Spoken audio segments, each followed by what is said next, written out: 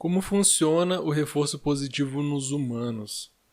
Reforço positivo é, por definição, a consequência de um comportamento que aumenta a frequência desse comportamento.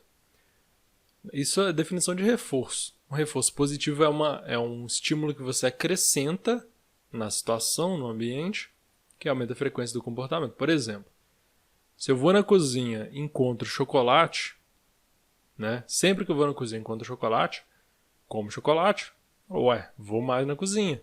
Então, o chocolate lá na cozinha é uma consequência ao meu comportamento de ir na cozinha, que aumenta meu comportamento de ir na cozinha. Então, é mais ou menos isso. Os estudos com reforço positivo foram muito feitos em animais, por exemplo, ratos e pombos, e aí cachorros também. E aí, o que acontece? A diferença para o humano é que é bem mais complexo. O princípio, né, é esse, mas é mais complexo, tem muito mais variáveis. E depende também do que, por exemplo, alimento é um reforço básico, natural. Chocolate. Aí o que eu acho muito estranho, tem gente que não gosta de chocolate. Chocolate não é reforçador para essa pessoa. E aí que complica, porque uma das poucas coisas que eu consigo entender, que eu não consigo conceber que é possível é isso. Como que alguém não gosta de chocolate? Mas existe. E é uma variação. Então, por exemplo, macaco, não deve existir um macaco que não goste de banana. Então, naturalmente, a banana é reforçadora para ele. O ser humano tem muito mais flexibilidade, variabilidade.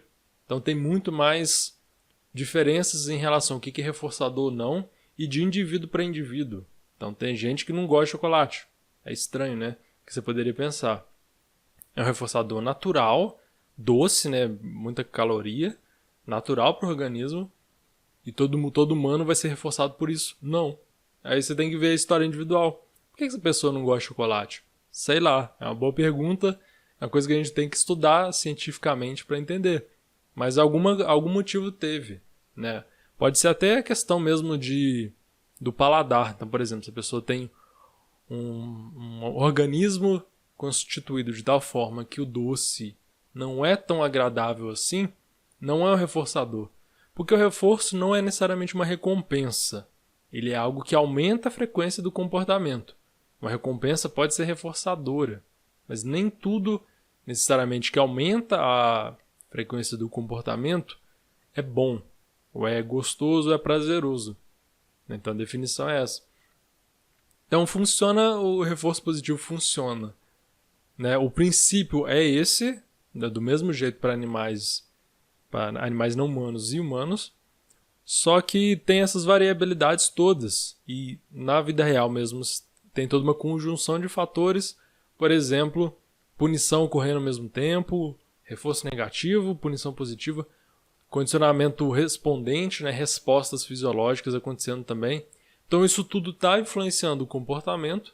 Então não é tão simples assim como pensar chocolate é reforçador.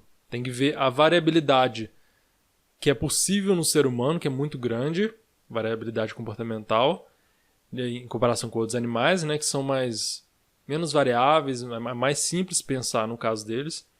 E a variabilidade individual, que considera a história individual também, né?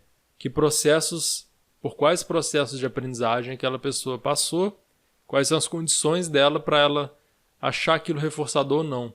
Por isso que às vezes é difícil você generalizar totalmente, porque às vezes você tem exceções ao caso por causa de história individual, de constituição, como eu falei da constituição fisiológica, talvez alguém que não tenha um paladar construído para o sabor doce, né? Eu estou fazendo só uma hipótese mesmo.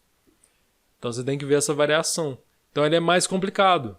Funciona o princípio como nos animais, mas é bem mais complicado mesmo.